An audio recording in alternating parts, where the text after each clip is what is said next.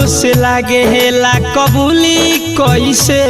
याद जहरो से लागे हेला कबूली कैसे बोलो राम जी हो जवन दिल में बसेला ओके भूली कैसे जवन दिल में बसेला ओके भूली कैसे।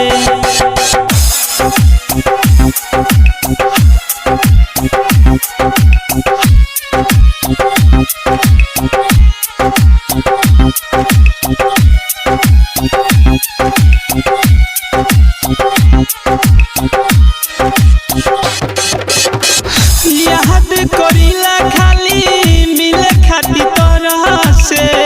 मेघ के पानी खानी अखियाई बरसे अखियाई बरसे याद करीला खाली मिले खाती तरह से मेघ के पानी खानी अखियाई बरसे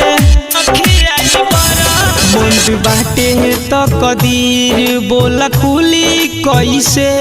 बंद बाटे तो कदीर बोला खुली कैसे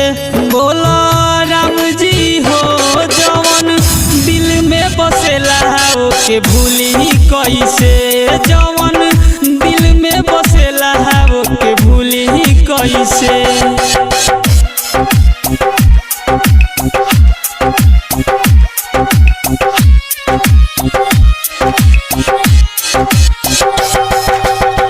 सोची सोची जागले ही बीत जाता रतिया काहे बनैलो सागर ऐसन संगतिया ऐसन संगतिया ऐसन संगतिया सोची सोची जागले ही बीत जाता रतिया काहे बनैलो सागर ऐसन संगतिया सुबोध रहे ना मोहब्बत तो असुली कैसे